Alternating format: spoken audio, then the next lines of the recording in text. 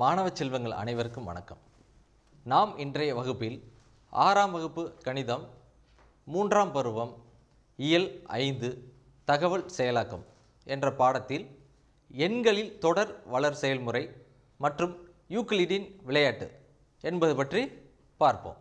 நாம் அன்றாட வாழ்வில் காலையில் எழுவது, பல் துலக்குவது, உடற்பயிற்சிகளை மேற்கொள்வது, பால் அருந்துவது, குளிப்பது, காலை உணவை சாப்பிடுவது, பிறகு பள்ளிக்கு செல்ல தயாராவது போன்ற சில செயல்களை நாம் ஒவ்வொரு நாளும் செய்கிறோம்.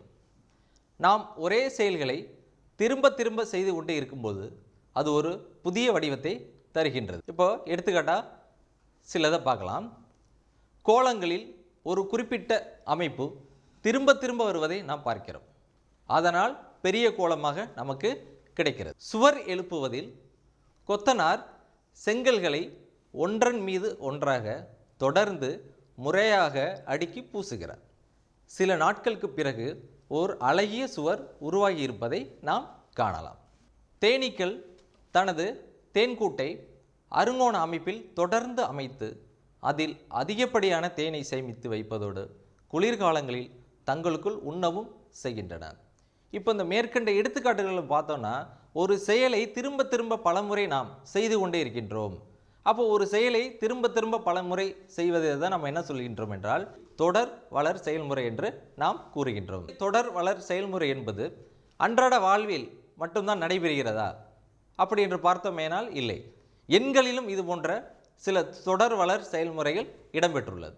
அதற்கு சில நம்ம எடுத்துக்காட்டுகளை பார்ப்போம். இப்போ எடுத்துக்காட்டா 1, 3, 5, 7 என்ற எண் தொடரின் அமைப்பை நம்ம எடுத்துக்குவோம். 1, 3, 5, 7 என்ற எண் தொடரின் அமைப்பை நம்ம எடுத்துக்குவோம். இப்போது எண்களில் தொடர் வளர் செயல்முறை பற்றி பார்ப்போம். நம்ம இப்போ எடுத்துக்கிட்ட ஒரு எண்ணோட தொடர் வரிசை எடுத்துக்கிறேன். 1, 3, 5, 7. இது என்ன எண்களின் தொகுப்பு? ஒற்றை எண்களின் தொகுப்பு. இந்த எண்களில் ஒரு அமைப்பு இடம்பெற்றுள்ளது. என்ன அமைப்புன்னு பார்ப்போம். இப்போ 1 அப்படியே வச்சுக்கலாம். இந்த 3ங்கிற எண்ணை எப்படி எழுதலாம்? நம்ம 1 கூட்டல் 2. அதே மாதிரி இந்த 5 என்ற எண்ணை எப்படி எழுதலாம்? 3 கூட்டல் 2. அதே போன்று 7 என்ற எண்ணை எப்படி எழுதலாம்? 5 கூட்டல் 2. இதில் ஒரு அமைப்பு தொடர்ந்து செயல்பட்டு கொண்டே இருக்கின்றது. என்ன அந்த அமைப்பு? ஒரு எண்ணோட 2ஐ நம்ம என்ன பண்ணுறோம்? கூட்டிக்கிட்டே போகிறோம். அப்போ 2ங்கிற எண்ணை நம்ம சேர்க்கும்போது அடுத்த ஒற்றை எண் கிடைத்து கொண்டே இருக்கின்றது. அப்போ எண்களில் தொடர் வளர் செயல்முறை இதில் இருக்குது. இப்போ ஒரு ஒற்றை எண்களின் தொகுப்பு தொடர் வரிசை நம்ம எடுத்துக்குவோம். இந்த 1 என்ற எண்ணை அப்படியே வச்சுருக்கோம். இந்த 3 என்ற எண்ணை எப்படி எழுதலாம்? நம்ம முதல்ல இருக்க இந்த 1 என்ற எண்ணோட 2ஐ கூட்டினால் நமக்கு என்ன கிடைக்குது? 3 கிடைக்குது. அடுத்து 5 என்ற எண்ணை எப்படி எழுதலாம்? 5 வந்து எந்த எண்ணுடன் 2ஐ கூட்டினால் 5 வரும். அப்போ 3ஐ கூட்டினால் 5 வரும். அப்போது இந்த தொடர் வரிசையில் ஒரு எண்ணுக்கு முன்னாடி உள்ள எண்ணோட 2ஐ கூட்டினால் அடுத்த எண் நமக்கு கிடைக்கும். அப்போ ஒற்றை எண்கள் எந்த ஒரு ஒற்றை எண்ணோடையும் ஒரு 2ஐ கூட்டினால் அடுத்து உள்ள ஒரு ஒற்றை எண் நமக்கு கிடைக்கும். இப்போ நான் ஒரு எண் தொடர் வரிசை எழுதுகிறேன். 1, 1, 2, 3, 5, 8, 13, 21, 34 இப்படி இந்த தொடர் வரிசை சென்று கொண்டே உள்ளது. இப்போ இந்த தொடர் வரிசையில் ஒரு பொதுவான விதி அமைந்துள்ளது. அது என்னவென்று நாம் பார்க்கலாம். இப்போ இந்த எண்களை பார்த்தீங்கன்னா முதல்ல இருக்கிற 2 எண்கள் என்ன? 1, 1. இப்போ அடுத்த எண் 2ன்னு வந்திருக்கு நமக்கு. இந்த 2 என்ற எண் எப்படி வந்திருக்கும் நமக்கு? இதற்கு முன்னால் உள்ள 2 எண்களையும் கூட்டி இருக்கின்றோம். அப்போ 1 1ஐ கூட்டினா 2 என்ற எண் கிடைத்துள்ளது. இந்த 3 என்ற எண் எப்படி இந்த தொடர் வரிசையில் கிடைத்துள்ளது? அதற்கு முன்னாடி உள்ள எண் 2, 1. இது 2ஐயும் கூட்டினால் 3 என்று கிடைக்கின்றது. அடுத்து இந்த தொடரில் உள்ள 5 என்ற எண் நமக்கு எப்படி கிடைத்தது? அதற்கு முன்னால் உள்ள எண்கள் 3ம் 2ம். இதை 2ஐயும் கூட்டினால் 5 என்ற எண் கிடைக்கின்றது. அப்போது இந்த தொடர் வரிசையில் பார்த்தோம்னா ஒரு எண்ணுக்கு முன்னாடி உள்ள 2 எண்களை கூட்டினால் நமக்கு அடுத்த எண் கிடைக்கின்றது. இப்படி இந்த தொடர் வரிசை எழுதி கொண்டு சென்றால் இந்த 34 என்ற எண்ணிற்கு அடுத்த எண் என்னவாக இருக்கும்? கூறுங்கள் பார்க்கலாம். இப்போ என்ன செய்ய வேண்டும்? இந்த 21ஐயும் 34ஐயும் கூட்டினால் அடுத்த எண் நமக்கு அமைந்துவிடும். இப்போ கூட்டி பார்த்தால் என்ன வருகின்றது? நமக்கு 55 என்ற எண் நமக்கு கிடைக்கின்றது. இப்படி நாம் முதலில் இருக்கின்ற 2 எண்களின் கூட்டுத்தொகை எழுதினால் நமக்கு அடுத்த எண் கிடைக்கும். இப்படி இந்த சிறப்பு வாய்ந்த எண் தொடரை தான் நாம் என்னவென்று கூறுகின்றோம் என்றால் ஃபிபோனோசி எண் தொடர் என்று நாம் கூறுகின்றோம். இந்த ஃபிபோனசி என்பவர் இந்த தொடர் வரிசையை கண்டுபிடித்ததால் அவருடைய பெயரை இதற்கு வைத்துள்ளார்கள். இந்த ஃபிபோனசி தொடர் வரிசையில் உள்ள ஒவ்வொரு எண்களையும் நம்ம என்ன சொல்கிறோம்? ஃபிபோனசி எண்கள் அப்படி என்று நான் சொல்கின்றோம். இந்த ஃபிபோனசி எண்கள் மாதிரியே தான் இன்னொரு எண்கள் இருக்குது, லூகாஸ் எண்கள் அப்போ நம்ம ஒரு எண்கள் சொல்கிறோம். இந்த லூகாஸ் எண்கள்னால் என்னென்னு பார்க்கலாம்.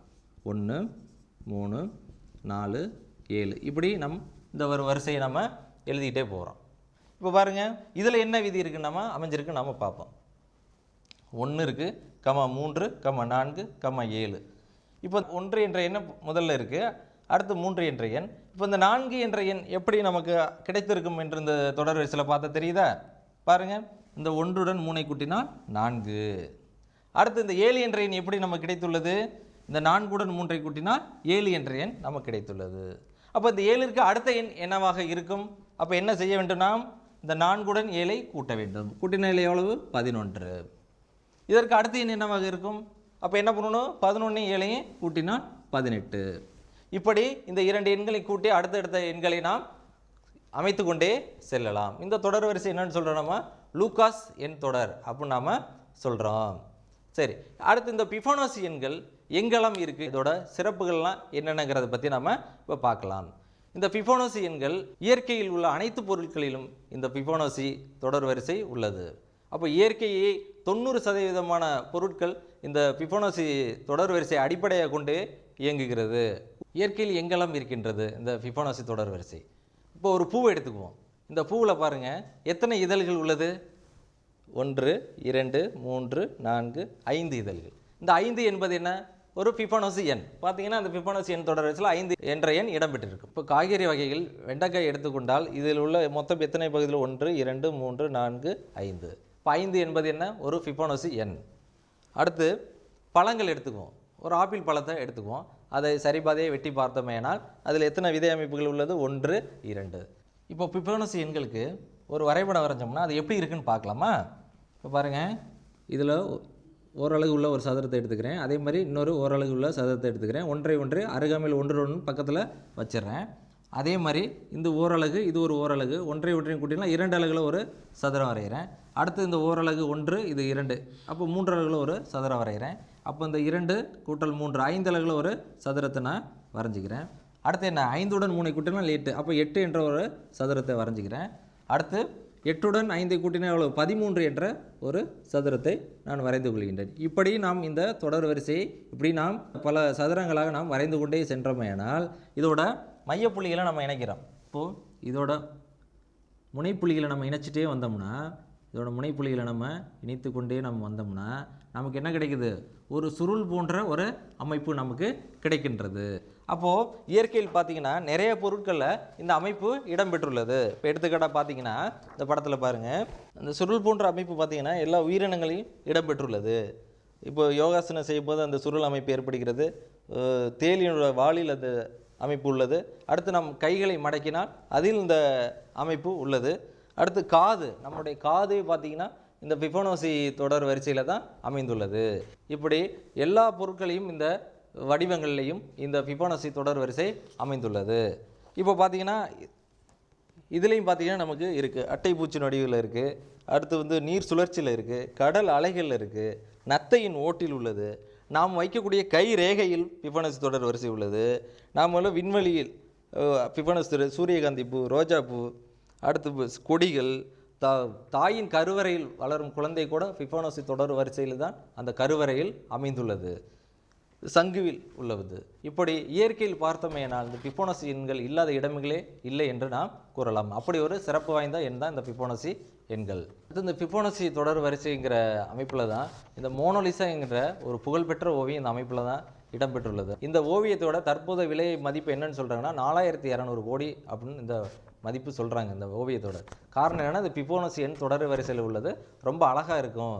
இப்போ ஃபிபோனசி தொடரில் உள்ள எண்களை எடுத்துக்கிட்டு ஒரு எண்ணை அதற்கு மற்றொரு எண்ணால் நாம் வகுத்து பார்ப்போம். இப்போது 1 1ஆல் வகுக்கிறோம், அடுத்து 2 1ஆல் வகுக்கிறோம், அடுத்து 3 2ஆல் வகுக்கிறோம். இப்போ ஒரு எண்ணை நம்ம வகுத்து பார்ப்போம். முதல்ல நம்ம 3 என்ற எண்ணை எடுத்துக்கொண்டு அதை 2ஆல் வகுத்து பார்ப்போம். வகுத்து பார்த்தால் என்ன கிடைக்கின்றது நமக்கு? 1.5. அடுத்து 5ஐ 3ஆல் வகுத்தால் நமக்கு கிடைப்பது என்ன? 1.5. 6 அடுத்து 8 என்ற எண்ணை 5ஆல் வகுத்தால் நமக்கு கிடைப்பது என்ன? 1.6. அடுத்து என்ன பண்ணணும்? 13 8ஆல் வகுத்தால் நமக்கு கிடைக்கிறது என்ன? 1.6. இப்படி இந்த தொடர் வரிசையில் உள்ள எண்களை ஒரு எண்ணை அதற்கு முன்னால் உள்ள எண்ணால் வகுக்கும்போது நமக்கு ஒரு மாறிலியான எண் கிடைத்து கொண்டே இருக்கின்றது. அந்த எண்ணை என்னன்னு வரையறை செய்கிறோன்னா நம்ம 1.618. அப்போது ஃபிபொனாச்சி தொடர் வரிசையில் உள்ள ஓர் எண்ணை அதற்கு முன்னர் உள்ள எண்ணுடன் வகுக்கும்போது நமக்கு கிடைக்கக்கூடிய எண் மதிப்பு என்ன? 1.618. இதைத்தான் நாம் என்னவென்று கூறுகின்றோம்? தங்க விகிதம் என்று நாம் கூறுகின்றோம். ஏன் இது தங்க விகிதம் என்று கூறுகின்றோம்? இப்போ மனிதனோட உடல் அமைப்பை பார்த்தோம்னாலே எல்லாமே இந்த தங்க விகிதத்தின் அடிப்படையில் தான் அமைந்துள்ளது. மாணவர்களே, உங்களுக்கு விளையாட்டு என்றால் பிடிக்கும் தானே? இப்பொழுது நாம் ஒரு விளையாட்டை விளையாடலாம். இந்த விளையாட்டிற்கு பேர் என்ன? யூக்ளிட்டின் விளையாட்டு. இந்த யூக்ளிட்டின் விளையாட்டில் உள்ள நிபந்தனை என்னவென்றால், நாம் இருவர் இந்த விளையாட்டில் பங்கெடுக்க வேண்டும். இருவர் பங்கெடுக்கும் பொழுது பெரிய எண்ணிலிருந்து சிறிய எண்ணை கழிக்க வேண்டும். இருவரும் ஒவ்வொருவரும் ஒவ்வொரு எண்ணை எடுத்துக்கொள்ள வேண்டும். அதில் பெரிய எண்ணிலிருந்து நாம் சிறிய எண்ணை கழிக்க வேண்டும். இந்த விளையாட்டை எவ்வளவு நேரம் நாம் தொடர்ந்து செய்து கொண்டே இருக்க வேண்டும்? 2 பேருக்கும் சம எண்கள் வரும் வரை இந்த விளையாட்டை நாம் விளையாட வேண்டும். இந்த விளையாட்டை அம்மு பாலுங்கிற 2 பேர் விளையாட போகிறாங்க. சரி, வாங்க விளையாட்டுக்கு போகலாம். அம்முங்கிறவங்க 34 என்ற எண்ணையும் பாலு என்பவர் 19 என்ற எண்ணையும் எடுத்துக்கிறாங்க. இப்போ நமக்கு விதி என்னது? பெரிய எண்ணிலிருந்து நாம் சிறிய எண்ணை கழிக்க வேண்டும். பெரிய எண் எது? 34. சிறிய எண் எது? 19. அப்போது 34லிருந்து 19ஐ கழிக்க வேண்டும். யார் கழித்து சொல்ல வேண்டும்? அம்மு கழித்து சொல்ல வேண்டும். 34ல் 19 போச்சுன்னா 15. பாலு எப்படி கழிக்க வேண்டும்? பெரிய எண்ணிலிருந்து சிறிய எண்ணை கழிக்க வேண்டும். பெரிய எண் எது? இதில் 19. சிறிய எண் எது? 15. 19லிருந்து 15 கழித்தால் 4. இப்பொழுது அம்மு கழித்து சொல்ல வேண்டும்.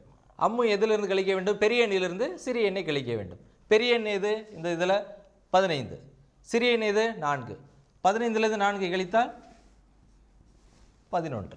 இப்பொழுது பாலு கழித்து கூற வேண்டும். எதிலிருந்து? 11லிருந்து 4 கழித்தால் எவ்வளவு? 7. இப்போ யார் கழித்து சொல்ல வேண்டும்? அம்மு கழித்து சொல்ல வேண்டும். எப்படி? பெரிய எண்ணிலிருந்து சிறிய எண்ணை கழித்து சொல்ல வேண்டும். பெரிய எண் எது? இதில் 11. சிறிய எண் 7. 11 7 போச்சுன்னா 4. இப்போ அடுத்து யார் கழித்து கூற வேண்டும்? பாலு கழித்து கூற வேண்டும். எதிலிருந்து? பெரிய எண்ணிலிருந்து. 7லிருந்து இந்த 4 கழித்தால் 3. யார் கழித்து சொல்ல வேண்டும்? அம்மு. பெரிய எண்ணிலிருந்து சிறிய எண்ணை கழிக்க வேண்டும். பெரிய எண் எது? 4. அப்போ 4ல் 3 போச்சுன்னா 1. அடுத்து யார் எழுத வேண்டும்? கூற வேண்டும்? பாலு. பாலு என்ன செய்யணும்? பெரிய நம்பர்லேருந்து சின்ன நம்பர் கழிச்சுக்கணும். 3லிருந்து 1 கழிச்சா 2. அடுத்து இப்போ யார் கழித்து சொல்லணும்? அம்மு. அம்மு பெரிய எண்ணிலிருந்து சிறிய எண்ணை கழித்து சொல்ல போகிறாங்க. பெரிய எண் எது? இதில் 2. சிறிய எண் 1. இப்போ 2ல் 1 போச்சுன்னா 1.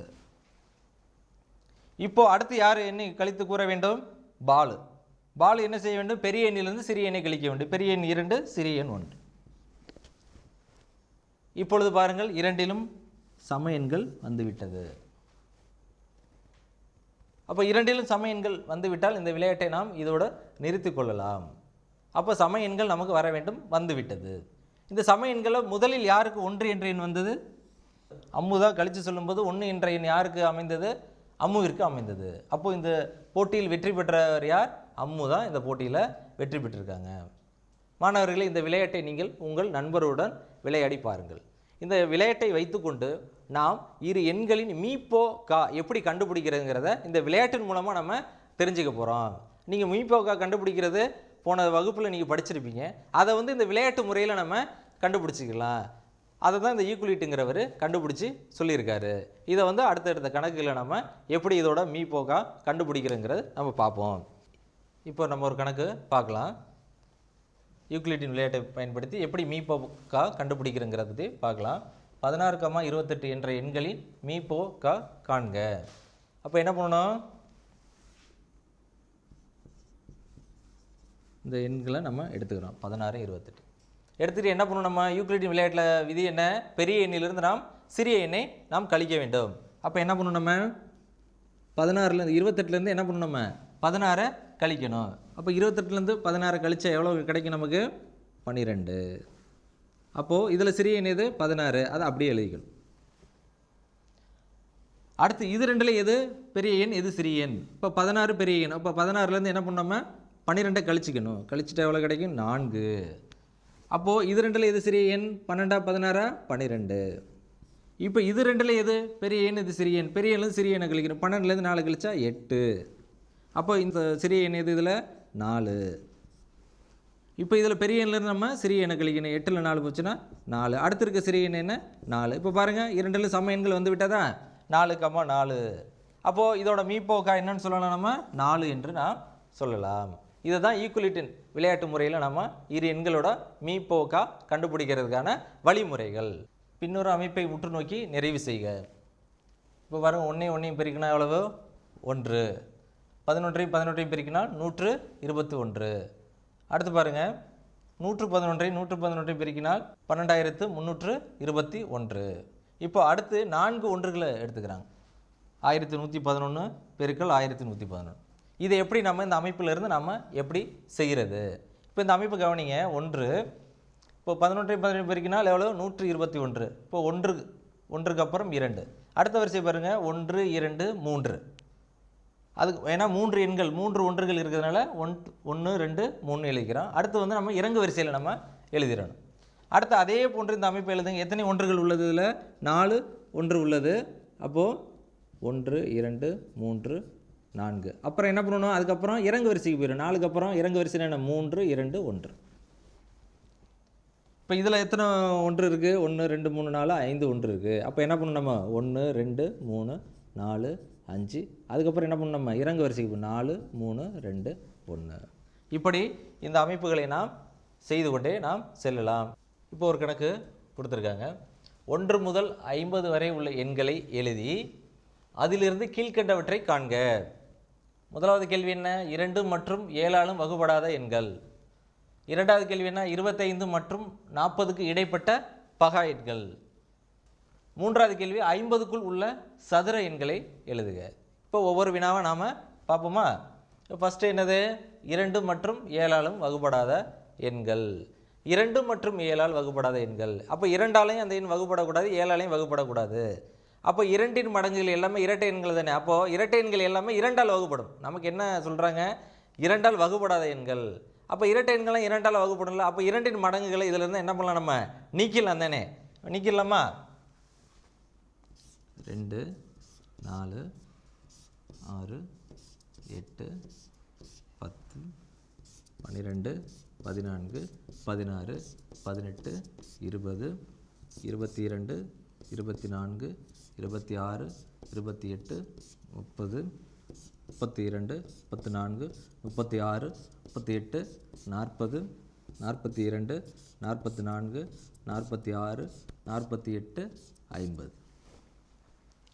இப்போ நம்ம என்ன எழுதியிருந்தோம்? 1லேருந்து 50 வரை உள்ள எண்கள் எழுதியிருந்தோம். அதில் உள்ள எல்லா இரட்டை எண்களையும் நாம் நீக்கிவிட்டோம். 1லேருந்து 50 வரை உள்ள எண்களில் ஒற்றை எண்கள் எத்தனை இருக்கும்? இரட்டை எண்கள் எத்தனை இருக்கும்?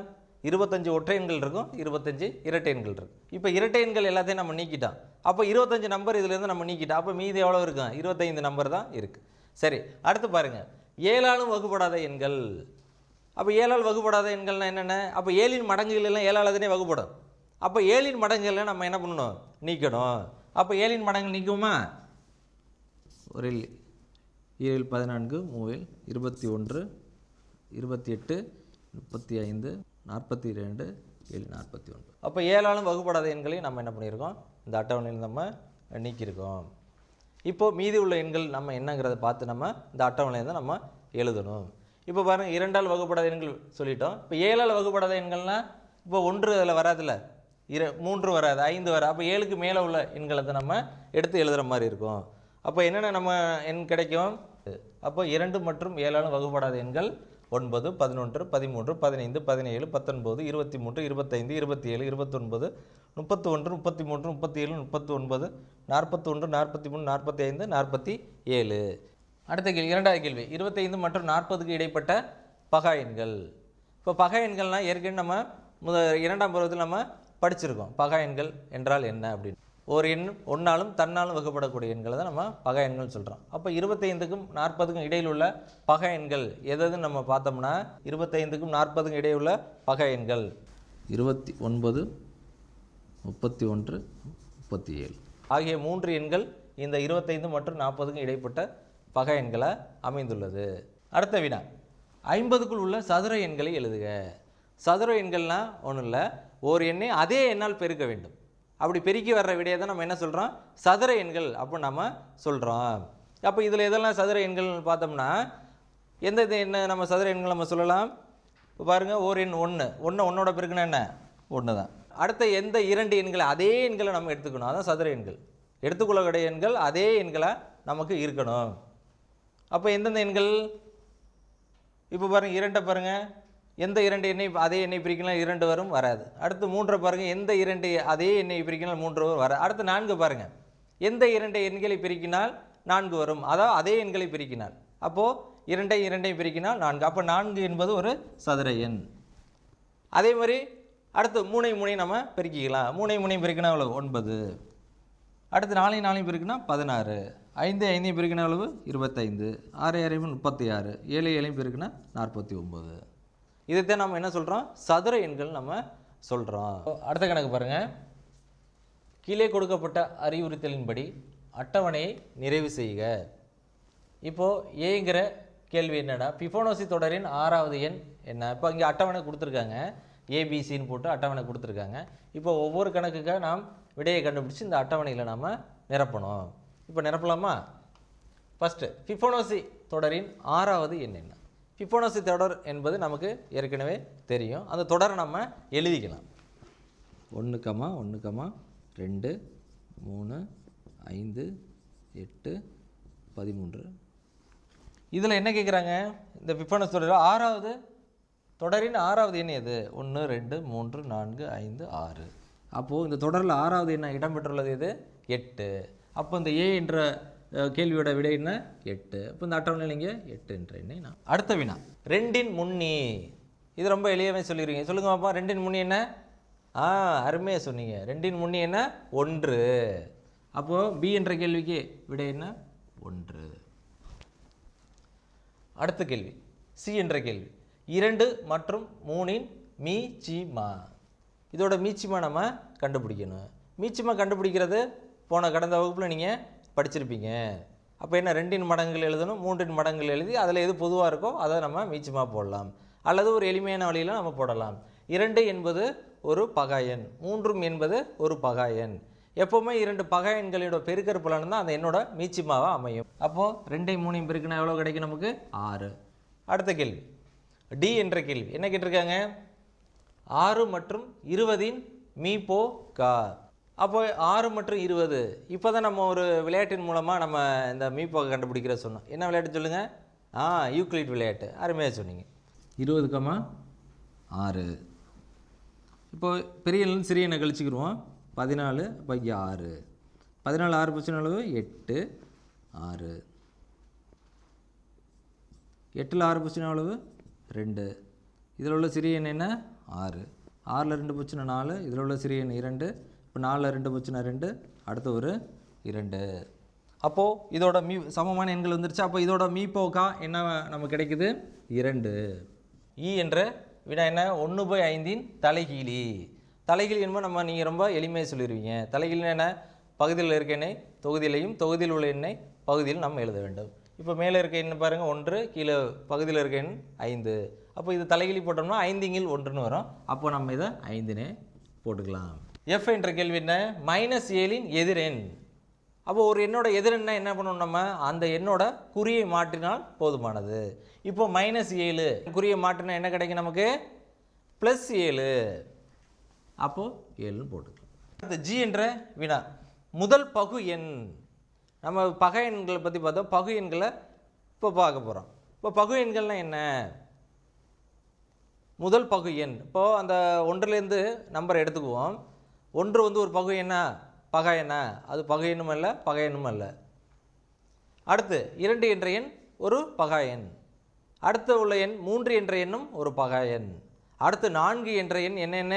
பகு எண். அப்போது நமக்கு பகு எண் அந்த தொடர் வரிசையில் முதலாவது அமையக்கூடிய பகு எண் எதுன்னு நம்ம சொல்லலாம்? 4. அப்போது ஜி என்ற கேள்வியோட விடை வந்து 4. அடுத்து ஹெச் என்ற கேள்வி, 3 சென்டிமீட்டர் பக்க அளவில் சதுரத்தின் பரப்பளவு. இது பரப்பளவுங்கிற பாடத்து பகுதியில் நீங்கள் படிச்சிருப்பீங்க. 3 சென்டிமீட்டர் பக்க அளவு உள்ள சதுரத்தின் பரப்பளவுன்னு என்ன பண்ணணும்?